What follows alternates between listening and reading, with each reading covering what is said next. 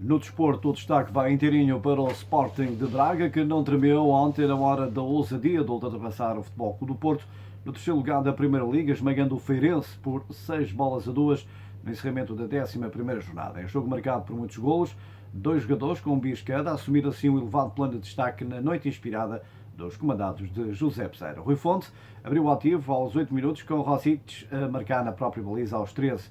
Os minhotos chegariam ao intervalo e ainda assim a vencer por 3-1 com golos de ação aos 22 e de novo, aliás, por Rui Fonte aos 42 minutos. Na etapa complementar, o Wilson Eduardo, que já havia estado ligado a 2 dos 3 golos da parte inaugural, também finalizou em dose dupla no curto espaço de 5 minutos aos 55 e aos 60, antes de Platini, na recarga um livre direto, ter reduzido a diferença aos 65 minutos.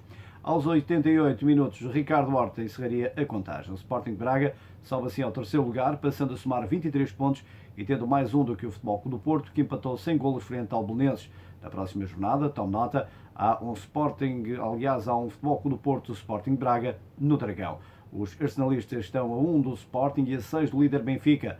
O Feirense, 13º, tem 11 pontos, mais 3 do que o Nacional e Moreirense, as equipas que se encontram na zona de despromoção. Mas nesta terça-feira destaque também para a Taça da Liga, que entra na fase de decisões. Assim, esta terceira fase da Taça da Liga arranca hoje com 2 desafios no Porto e na Póvoa de Varzim.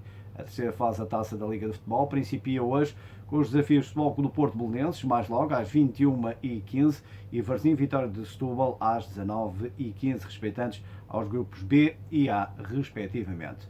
Nuno Espírito Santo, treinador do Futebol Clube do Porto, entretanto, desvaloriza o momento azul e branco menos bom. Em declarações aos jornalistas e na antevisão ao jogo de hoje, o treinador do Futebol Clube do Porto promete uma reação da equipa já hoje, já hoje, terça-feira, em jogo da Taça da Liga, frente ao Belenenses. O Porto, que leva 5 empates nos últimos 6 jogos para todas as provas, no final do jogo no Restelo, alguns adeptos do Futebol Clube do Porto mostraram desagrado com as últimas exibições.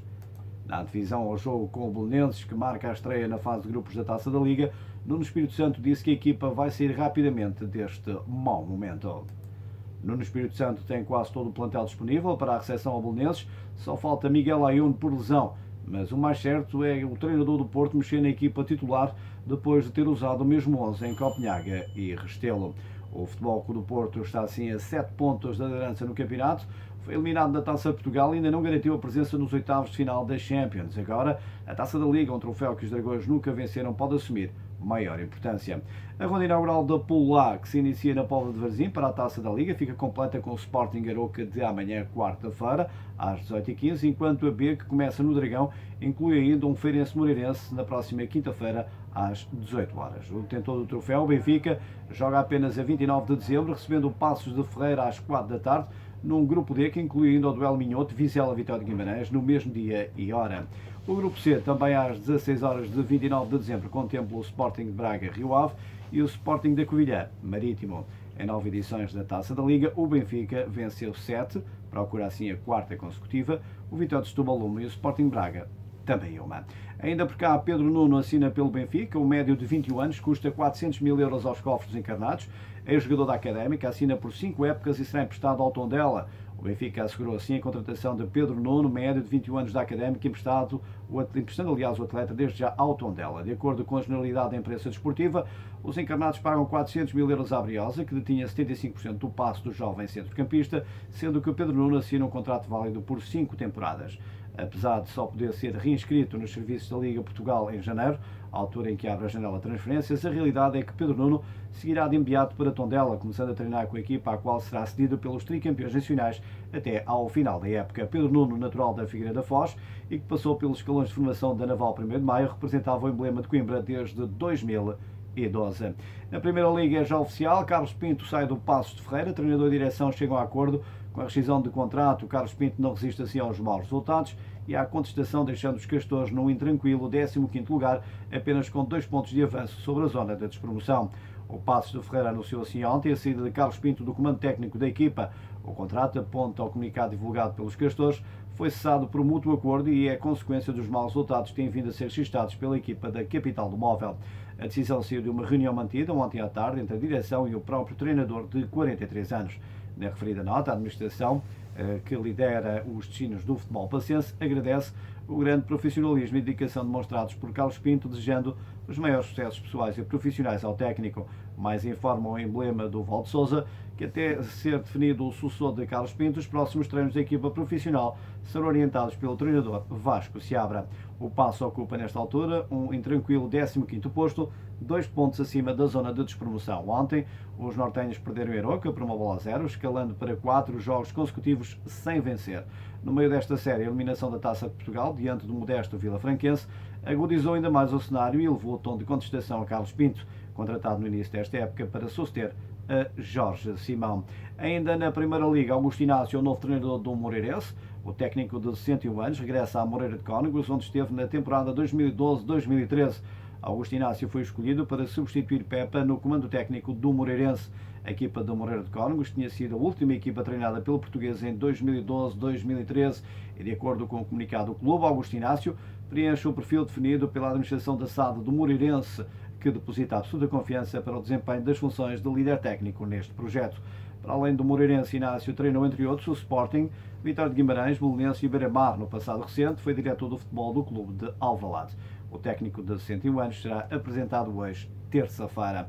Por falar em Sporting, campeões europeus em destaque nos prémios Tromp, Rui Patrício, João Mário, Adriano Silva e William Carvalho são os principais galardoados na 53ª Gala do Grupo Stromp, que terá lugar a 16 de dezembro.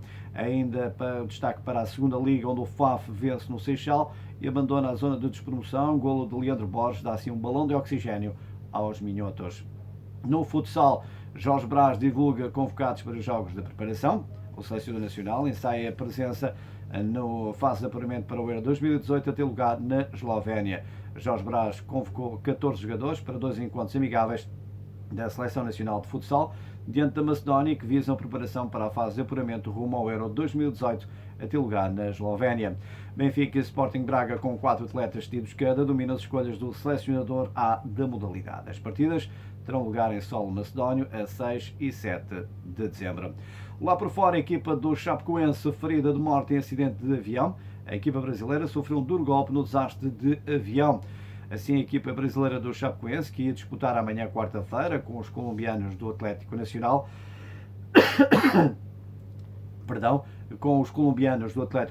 a primeira mão da final da Taça Sul-Americana de Futebol, seguia no avião que se despenhou em Cerro Gordo, município de La Unión, região metropolitana de Medellín. Além da delegação do Chapecoense, com 48 pessoas, entre jogadores, equipa técnica e diretores, havia 21 jornalistas brasileiros e 3 convidados, segundo a imprensa brasileira. As autoridades colombianas informaram que o avião levava 81 pessoas a bordo. O motorista de uma ambulância que fez o transporte do jogador Alan Ruschel, que chegou consciente a um hospital local, disse que há vários sobreviventes no local. O guarda-redes Danilo e Foman e o lateral Alan Ruschel estão entre os sobreviventes confirmados. Em nota, a Conmebol suspendeu todas as atividades envolvendo a Confederação, inclusive a partida que estava marcada para amanhã, quarta-feira, às 21h45 de Brasília, em Medellín, que deve ser adiada.